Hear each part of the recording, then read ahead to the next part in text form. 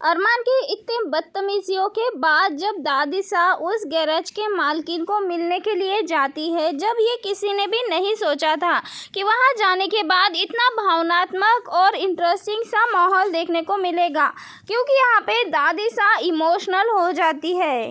जैसे ही दादिसा की नज़र अबीरा पर पड़ती है, वैसे ही उनके आंखों में पड़ी बरसों की ममता एक पल में उमड़ पड़ती है। यहाँ पे दादिसा बिना एक पल गमाए आगे बढ़ती है और अबीरा को अपने गले से लगा लेती है। और उस एक ही पल में शिकायतें, पछतावा और अपनापन सब कुछ था, और कहीं ना कहीं टूटे रिश्तों को जोड़ने की एक खामोश कोशिश भी। गैरेज का माहौल कुछ देर के लिए सन्न हो जाता है। वहाँ के कर्मचारी, सभी लोग ये सब कुछ देखकर कुछ देर के लिए पूरी तरह से शॉक हो जाते हैं। तब सबको पता चलता है कि अबीरा गरीब नहीं बल्कि कभी बड़े घर यानी कि पोद्दार फैमिली की शान थी। वही आज तेल और ग्रीस से सने हुए हाथों के साथ गाड़ियों के नीचे झुककर काम कर रही है। लेकिन दादिसा की नज़र में अबीरा आज भी उतनी ही सम्मानित है जितनी कि पहले थी। यहाँ पे दादिसा मान लेती है कि अबीरा का काम छोटा नहीं बल्कि उसका संघर्ष बहुत बड़ा है। वहीं दूसरी ओर अरमान का गुस्सा तो अभी शांत नहीं हुआ है। उसके मन में चल रहा है कि उसकी इजाज़त के बिना किसी ने उसकी गाड़ी को शादी में यूज़ किया है। लेकिन तभी वो देखता है कि दादिसा उसी गैरेज में खड़ी है और अबीरा को गले से लगा रही है। तो ऐसे में उसके दिमाग और दिल में भावनाओं का तूफान उठ जाता है। वो यहाँ पे कुछ कहना चाहता है, अपनी आवाज़ को बढ़ाना चाहता है, लेकिन दादिसा के सामने उसकी बोलती बंद हो जाती है। असल में इस पूरी घटना में दोनों की बेटियों का एडमिशन होना है। वही अरमान अपनी बेटी के भविष्य को लेकर बहुत ज़्यादा चिंतित रहता है। वो चाहता है कि उसकी बेटी के फ्यूचर में कोई भी अड़चन या कोई भी तूफान ना आए। दूसरी ओर अबीरा अपनी बेटी वानी के लिए भी यही सपना देख रही है। फ़र्क बस इतना है कि अरमान के पास साधन है, अबीरा के पास बस मेहनत है। और इसी मेहनत के चलते अबीरा गैरेज में ज़्यादा से ज़्यादा समय दे रही है।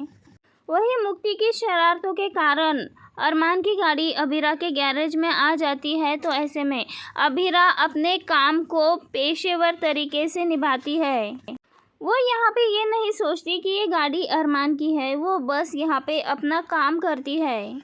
लेकिन अबीरा के सामने कुछ ऐसे हालात बन जाते हैं कि उसी गाड़ी को एक शादी में भेजना पड़ता है।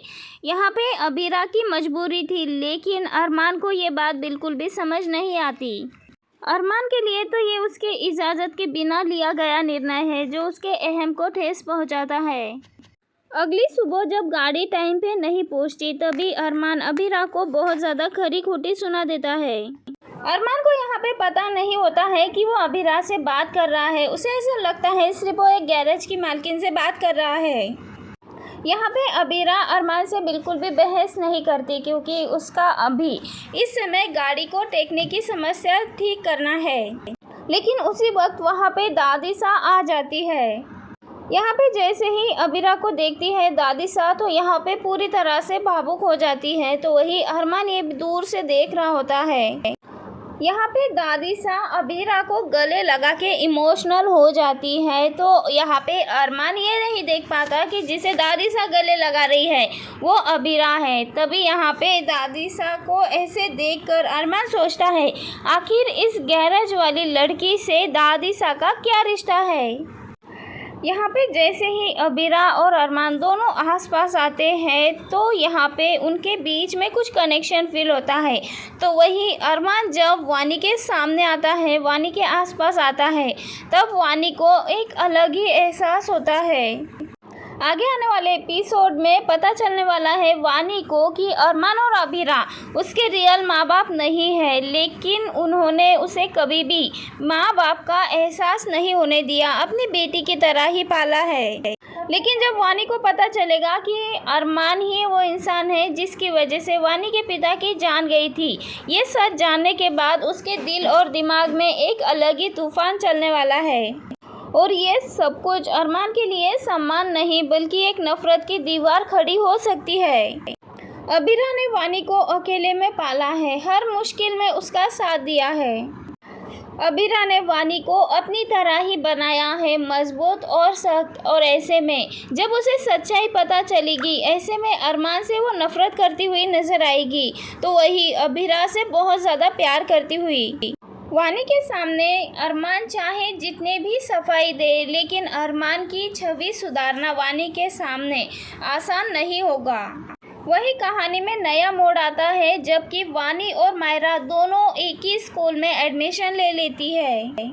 वही किसी कारणवश मायरा और वानी दोनों को अपना रूम शेयर करना होता है हॉस्टल में, जहां वानी से नफरत करती हुई नज़र आने वाली है मायरा, तो वही वानी को मायरा के अंदर अबीरा की परछाई नज़र आती है और इसी वजह से दोनों में प्रतिस्पर्धा शुरू हो जाती है। लेकिन धीरे धीरे दोनों को एक दूसरे से समझने का मौका भी मिल जाता है।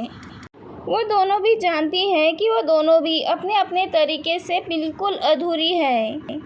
वही मायरा को अपनी माँ की ज़रूरत तो होती है, लेकिन माँ का प्यार नहीं मिला। तो बात कर ले वानी की। वानी के पास माँ है, लेकिन उसे कभी भी अपने पिता का प्यार नहीं मिला और यही अकेलापन उन दोनों को भी एक दूसरे के करीब लाता है। दुश्मनी उन दोनों की दोस्ती में बदलने लग जाती है। यही इनकी दोस्ती अबीरा और अरमान के बीच एक पुल का काम कर सकती है कि दोनों को नज़दीक लाने का यहाँ पे पुल बना सकती है। मनीषा और मनोज की बदली हुई ज़िंदगी भी कहानी में एक नया रंग भर देती है। वही कहानी में हम सब ने देखा है लीव के बाद मनीषा का बदला हुआ रूप, जहां मनीषा हर पल सबको ये साबित करने में लगी है कि अब वो किसी से भी कम नहीं है। क्रिश भी यहाँ पे पूरी तरह से बदल चुका है। वो महत्वाकांक्षी तो है, लेकिन उसमें फैसला लेने की समझ नहीं है। क्रिश ने अपनी पत्नी के कंपनी में काम करने से इनकार कर दिया, शायद अपने अहंकार के कारण। अभी तो क्रिश अरमान के आसपास घूमता रहता है, मानो अरमान के सहारे ही अपनी पहचान बनाना चाहता हो।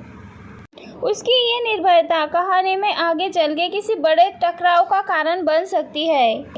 दादीसा का अरमान और विद्या से नाराज होना भी अहम कड़ी है, क्योंकि माधव और दादीसा चाहते हैं विद्या और अरमान दोनों भी अपने अपनी गलती को समझे। दादीसा का अरमान के लिए प्यार, मायरा के लिए प्यार तो दिखाते हैं, लेकिन वो उसे गिरते हुए नहीं देखना चाहती, इसलिए अरमान के सामने हमेशा ही सख्त बनी रहती है। आने वाले एपिसोड में ये देखना इंटरेस्टिंग होगा क्या अरमान और आगे आने वाले एपिसोड में ये देखना बहुत इंटरेस्टिंग होगा क्या अरमान और अबीरा के बीच की दूरियां खत्म होगी, और ये दूरियां खत्म करने वाली कोई और नहीं बल्कि उन दोनों की बच्चियां होगी। क्या दादीसा दोबारा से इन सबको एक साथ ला पाएगी या नहीं? आप सबको क्या लगता है दोस्तों? अपनी राय कमेंट के जरिए हमें ज़रूर बताएं। मिलते हैं नेक्स्ट वीडियो में। Bye bye.